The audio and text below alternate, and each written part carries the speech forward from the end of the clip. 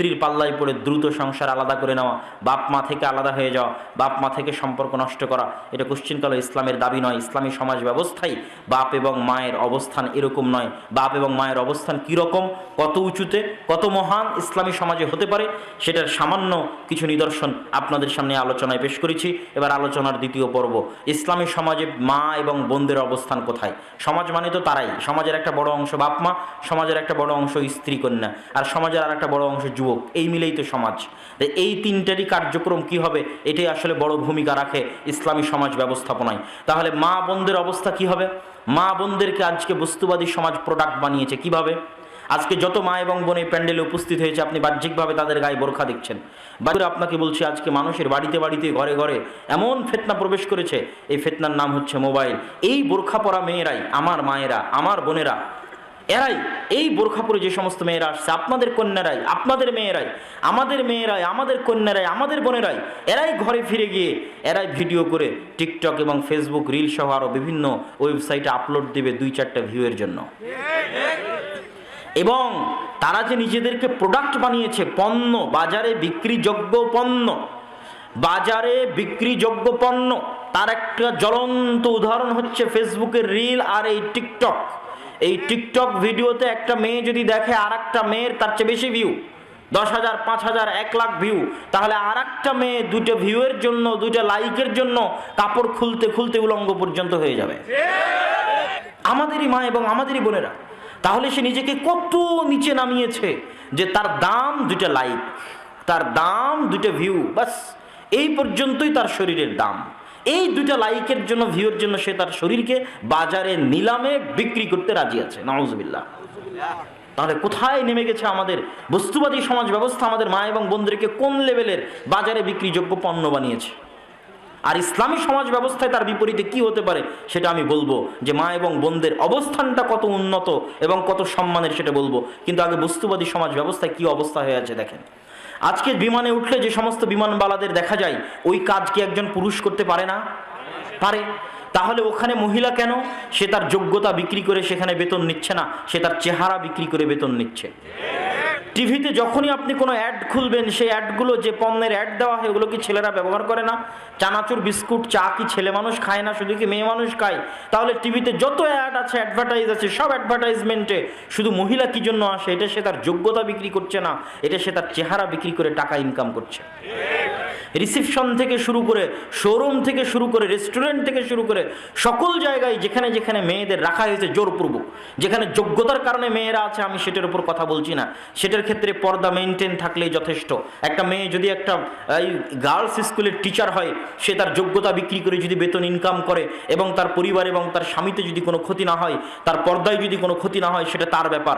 কিন্তু যেখানে সে যোগ্যতা বিক্রি করছে না, যেখানে শুধু তাকে জোর করে বসানো হয়েছে তার চেহারা জনগণকে দেখানোর জন্য, রিসেপশন থেকে শুরু করে, বিমানবালা থেকে শুরু করে, অ্যাডভার্টাইজমেন্ট থেকে শুরু করে অসংখ্য জায়গায়, এমনকি আজকের সৌদি আরবেও জোরপূর্বক নারীদের ক্ষমতায়নের নামে অসংখ্য জায়গায় এত % মেয়ে রাখতে হবে মর্মে জোরপূর্বক মেয়েদেরকে ঘর থেকে বের করে চাকরির নামে, ক্ষমতায়নের নামে সেই জায়গাগুলোতে বসানো হয়েছে যোগ্যতার কারণে নয়, বরং চেহারা বিক্রি করার কারণে।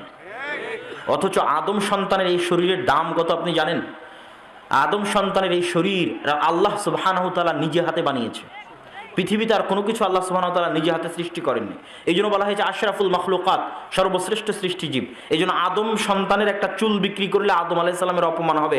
কেননা আদম আলাইহিস সালামের শরীরের একটা অঙ্গ হচ্ছে এই চুল, যা যেই অঙ্গ প্রত্যঙ্গগুলো আল্লাহ সুবহানাহু ওয়া তাআলা নিজে হাতে সৃষ্টি করেছেন, সেটা বাজারে বিক্রি করা যায় না।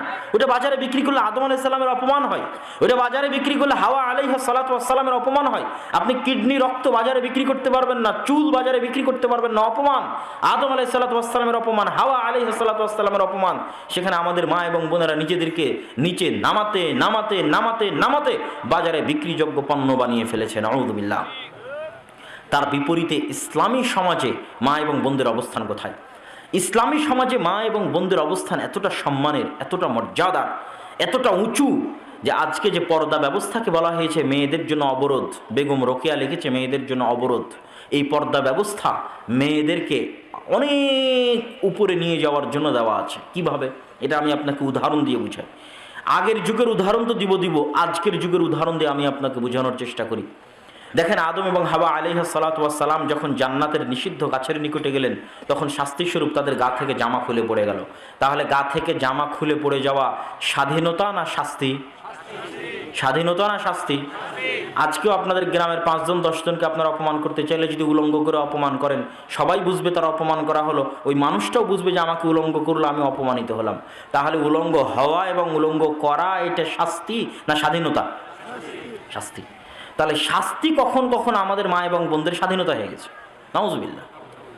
যে তারা উলঙ্গ হবে এটা নাকি স্বাধীনতা? এটা শাস্তি। ন্যাংটা হওয়া, ন্যাংটা করা শাস্তি, এটা কখন কখন তাদের কাছে স্বাধীনতা হয়ে গেছে। এই জন্য আফগানিস্তানের একজন মন্ত্রীকে জিজ্ঞেস করেছিল বিবিসির একজন ইন্টারভিউয়ার, যে ইন্টারভিউ নিচ্ছিল, যে আপনাদের আফগানিস্তানে তো আপনারা মেয়েদের জোরপূর্বক হিজাব আর নেকাব করিয়ে রেখেছেন, এটা তো তাদের ঘরবন্দি করে রাখা, এটা তো দাসত্বের আলামত। তখন সে পাল্টা প্রশ্ন দিয়েছিল যে যদি হিজাব নিকাব দাসত্বের আলামত হয় আর হিজাব নিকাব খুলে ফেলাই যদি স্বাধীনতা হয়, তাহলে আপনাদের দেশের মেয়েরা পরিপূর্ণ উলঙ্গ হয়ে কেন রাস্তায় হাঁটে না? পূর্ণ উলঙ্গ অবস্থায় রাস্তায় হাঁটবে, তাহলে বেশি স্বাধীন হবে। যত বেশি পরিমাণে কাপড় খুলবে তত বেশি পরিমাণে কি হবে? স্বাধীন হবে। তাহলে আমেরিকার ইউরোপের মেয়েরা পরিপূর্ণ নগ্ন অবস্থায় রাস্তায় হাঁটবে, তা তো করে না। তারা কিছু হলেও তো কাপড় গায়ে রাখে, বরং শালীন পোশাকই গায়ে রাখে, যদিও সেটা তাদের দৃষ্টিতে প্যান্ট এবং শার্ট। তো তারা যদি প্যান্ট শার্ট আপনি কি জন্য পরে আছেন? আপনি যখন আমার ইন্টারভিউ নিচ্ছেন, আপনিও তো পরিপূর্ণ নগ্ন উলঙ্গ অবস্থায় আসেননি, তা আপনি কেন প্যান্ট শার্ট গায়ে দিয়ে আছেন?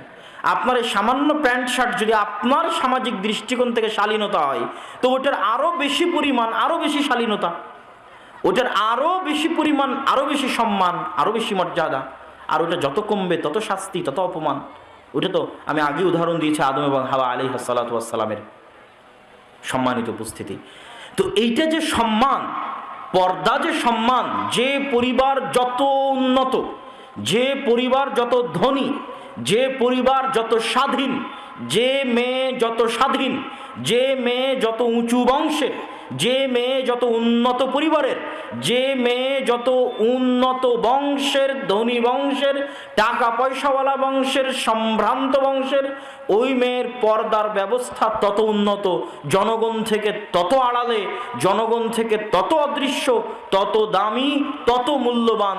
এটাই ইসলামী সমাজ ব্যবস্থার মূল ভিত্তি। এই জন্য ইসলামী সমাজ ব্যবস্থায় দাসীদের ক্ষেত্রে পর্দার কড়াকড়ি নেই, বরং পর্দা যে স্বাধীন সে করতে পারে, এটা স্বাধীনতার আলামত পর্দা করাটা।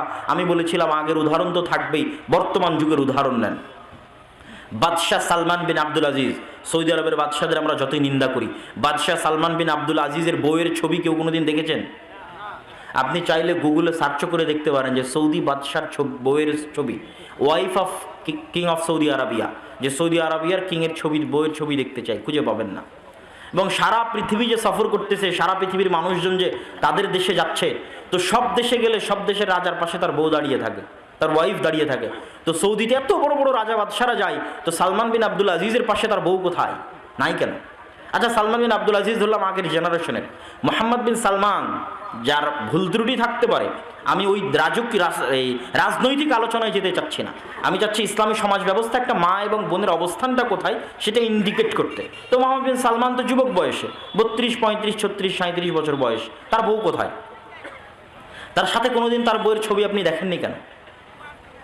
আজকের আধুনিক যুগে মানুষ প্রচুর পরিমাণে সার্চ করেছে যে তার বইয়ের ছবি কোথাও খুঁজে পাওয়া যায় কিনা, পায়নি। এই জন্য অনেক ফেক ছবি ইউটিউব ফেসবুকে ঘুরে বেড়াতে পারে, কিন্তু কোথাও রিয়াল কোনো ছবি তার ওয়াইফের কেউ দেখাতে পারবে না, নাই। তারা কোনোদিন জনসম্মুখে আসেই না। কেন জনসম্মুখে আসে না? আচ্ছা, শুধু এই পর্যন্ত সীমাবদ্ধ নয়। আরব আমিরাতের বা রাজা বাদশাদের আমরা দুর্নাম করতে পারি, কিন্তু আরব আমিরাতের বর্তমান যারা রাজা বাদশাহ, মোহাম্মদ বিন রাশেদ আল মখতুম বা মোহাম্মদ বিন জায়েদ আল নাহিয়ান, তাদের মা, কোনজনের মা আমার এক্সাক্ট এই মুহূর্তে মনে পড়তেছে না, তাদের মায়ের তারা পাসপোর্ট বানিয়েছে উইদাউট ফটো, ছবি দেওয়া ছাড়া পাসপোর্ট বানিয়েছে। রাজকীয় ক্ষমতা, রাষ্ট্রীয় ক্ষমতা প্রয়োগ করে পাসপোর্ট ইস্যু করেছে, কি ছাড়া বলেন তো? মায়ের ছবি ছাড়া পাসপোর্ট ইস্যু করেছে। এবং অন্য দেশকে বাধ্য করবে, যদি আমার মা তোমার দেশে যায় তো পাসপোর্টের ছবি ছাড়া অবস্থাতেই যাবে, তুমি আমার মাকে তোমার দেশে প্রবেশ করতে দিতে বাধ্য, তুমি ছবিতেও দেখতে পাবে না যে আমার মায়ের চেহারা কেমন। কথা মনে আমি বুঝাতে পারি?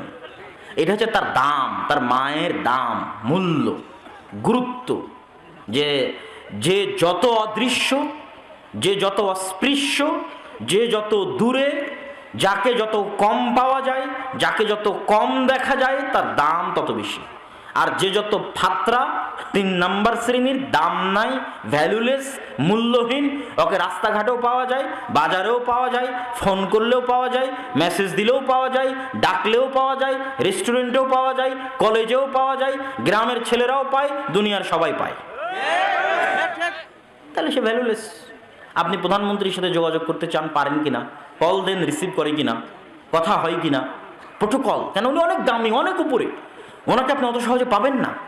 তো ইসলামী সমাজ ব্যবস্থায় একটা মা এবং একটা বোনের অবস্থান অনেক উপরে, অনেক দামি, অনেক মহান, যেটা মানুষ তথা বস্তুবাদী সমাজ ব্যবস্থায় কল্পনা করা যায় না।